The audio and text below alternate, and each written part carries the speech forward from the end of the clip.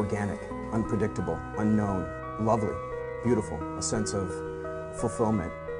This is part of the pleasures of life and not the chores of life.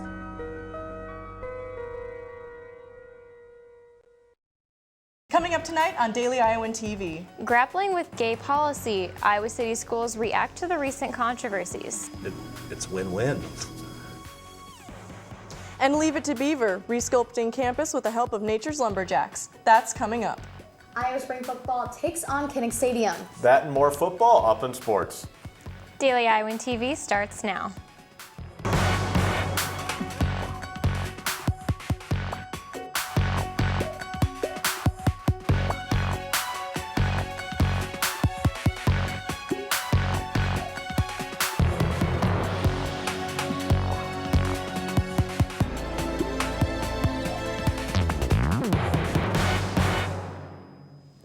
Good evening and thanks for joining us. I'm Hannah Adamson. And I'm Katie Sextro. We begin tonight with Mark Wiseman, the walk-on turned top Hawkeye running back, who is, like many grads, looking for his next chapter. A job interview for him, though, the NFL draft. In advance of this week's draft, Taylor Brooks sat down with Wiseman for an exclusive spring interview. She joins us now. Taylor, some big questions on the table for Wiseman. What's his mindset? Honestly, when I sat down with him, he really stressed that this is a one day at a time thing. He actually graduated in December, so he's had these last couple months to use the football facilities here and the coaches, working with other people who are potential NFL prospects, but he's not even going to watch the draft. That was something that really surprised me. You'll see that later in the interview, but he's really just focusing on what he's going to be doing in the next 2 to 3 weeks. Awesome, sounds wonderful. And we'll have Taylor's full exclusive spring interview coming up later on in sports. Thanks, Taylor. 2 Iowa City businesses are feeling the heat after being caught selling tobacco to minors. Last week, Iowa City police performed undercover compliance checks on local tobacco sellers. The checks were a follow-up to December's sting, which found 7 businesses to be selling illegally. Failing yet again were the Den in downtown Iowa City and Hardig Drug on Mormon Trek Drive. First offenses run businesses nearly $200 each. Aftershocks continue today of that deadly earthquake in Nepal. The quake began yesterday, causing a series of destruction and devastation as the death toll rises to 2,400. Over 4,000 others were injured. Saturday's initial quake measured in at a 7.8 magnitude. Following it were avalanches in the Himalayas that swept climbers to their death with barreling rock and snow. And today we're learning that one of the people killed in that quake was Google executive Dan Fredenberg. Stay tuned to Daily Iowan TV as we keep you updated on the search for life among the rubble. What rights should employers have in hiring based on religion? It's a hot question across the nation, with some being criticized for how they answer it. Cole Johnson posed the same question to Iowa City schools. Here's what he found. Pope Francis just recently spoke about who am I to judge, and the Catholic faith believes in supporting all people. Recently, a Catholic school in Dowling, Iowa, denied a teacher a full-time position because of the fact that he was gay. I recently sat down with a local Catholic school principal from Regina High School to see where they stand on the issue. For all parties involved, it's an unfortunate incident, but what the Dowling administration did was what they had to do as as representatives of the Catholic Church. When looking to fill the new teaching positions, Regina High School doesn't discriminate against the potential hires for not practicing the Catholic faith.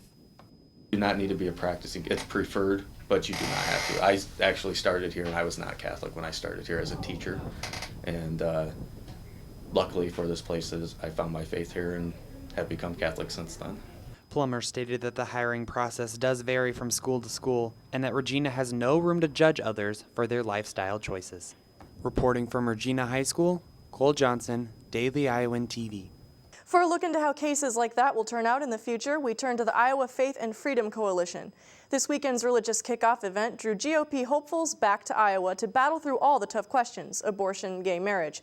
Speakers included Kentucky Senator Rand Paul, Florida Senator Mark Rubio, and Carly Fiorina. Fiorina, the only female GOP candidate, took to attacking her female competitor, Hillary Clinton, saying Republicans need to choose someone who can throw punches all day long at Clinton. The UI campus is always getting upgrades, but there's a new team making improvements this season. I went out to see their work. UI landscapers have a secret weapon for tackling riverside beautifying. Believe it or not, it's a beaver. or rather, a whole family of beavers. UI campus arborist Andy Dahl says that a project they've been working on recently is trying to make the buildings on campus more visibly accessible, and the beavers are helping with this process by eating away at the trees that would have to be taken down anyway. They're beating us to the punch. They're feeding their families. It's win-win. Dahl says that beavers usually target the invasive species that UI landscapers don't even want on campus, and to protect trees they do want to keep, they sometimes wrap them in chicken wire.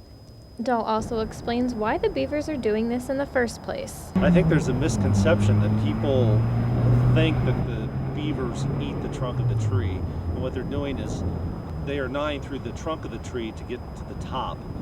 The size of branches they want are like this. This is actually a branch that they've stripped the bark off for food. This is what they store over the winter for food. They're creating next year's food source by cutting it off. They're not going to kill all the trees. Larger ones will die from it, but these young ones will be fine. They'll re-sprout for next year's food supply. Now, if you're ever along the river and you see a tree that looks like this, with some wood chips at its base, you can probably assume it was the work of the beavers. Now, we'll usually never see the beavers, seeing as they're nocturnal, so they're usually active while we're asleep. Reporting from Iowa City, Katie Sextro, Daily Iowan TV.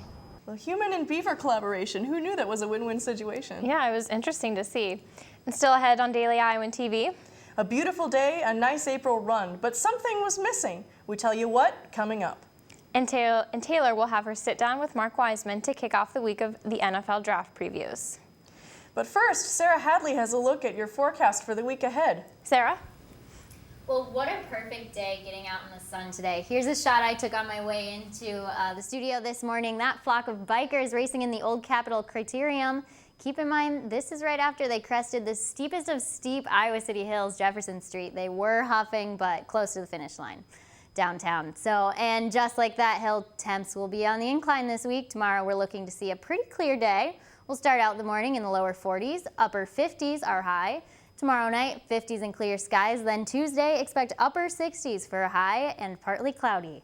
Here's a look at the rest of the week. Clear skies and the temperatures continue to climb. 70 on Wednesday, Thursday, 74 Friday, and a nice toasty 78 to start your weekend. That's all from Weather Studio. Hannah, Katie, back to you. The word that was floating around at today's river run? Hydra pouch. I went out to find out what that is. Take a look.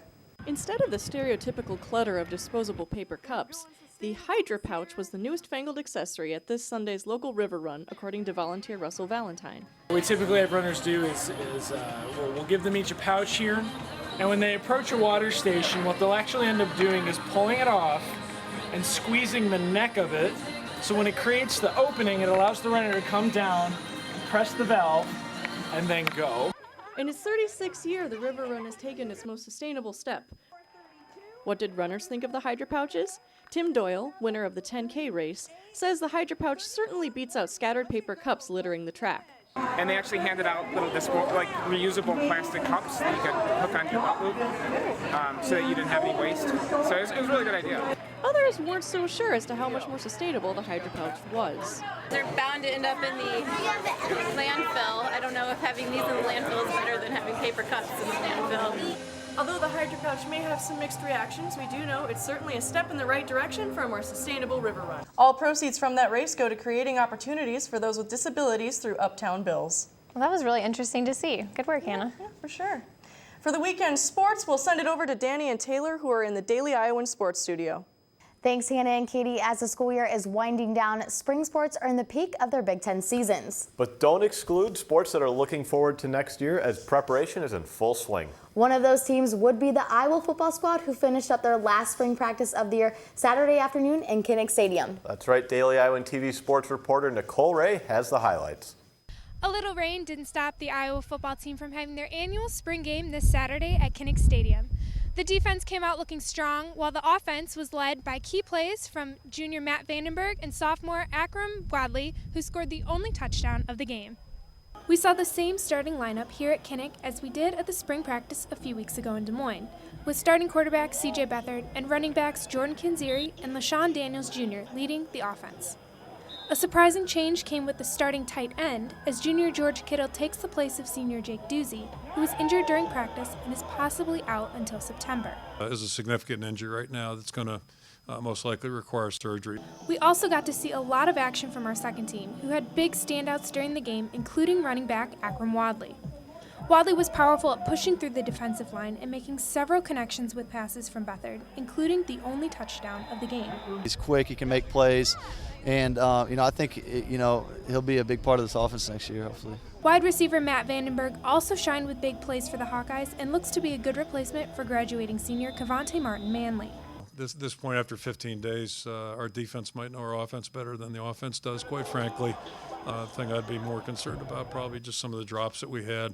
Things like that, the fundamental things that we're going to have to clean up. While the offense is still improving, it was the defense that dominated in this game, with Coach Ferentz mentioning the great spring seasons of veteran linebackers Cole Fisher and Travis Perry.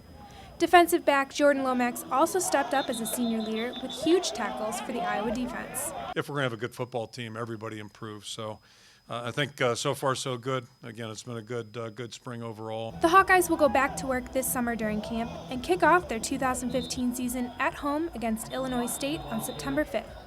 This is Nicole Ray for Daily Iowan TV Sports. As next season's team is preparing for the future, so are former Iowa players. The NFL Draft will be held in Chicago, Illinois, April 30th through May 2nd. Every day this week, we're going to take you through the stories of potential draft picks that came right here from Iowa City. We start off with a player that started here at Iowa as just a walk-on and eventually became Iowa's starting running back.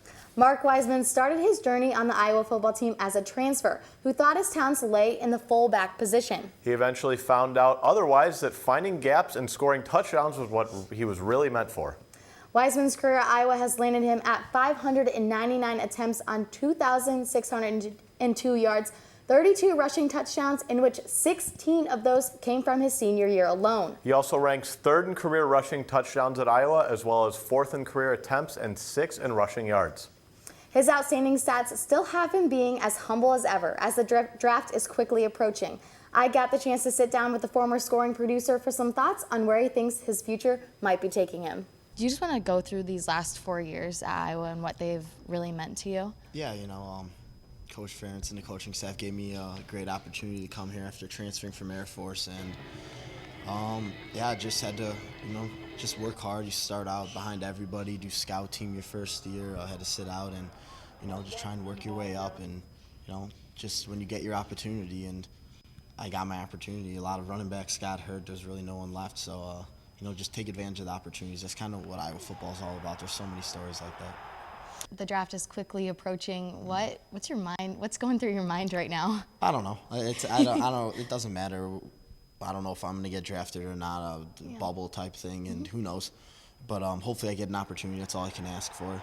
I'm just excited. Just excited to see where I'm going to be next. I have no clue right now where I'm going to be in 2-3 weeks now. So it'll be fun. It's exciting, but it's definitely a little nerve-wracking too.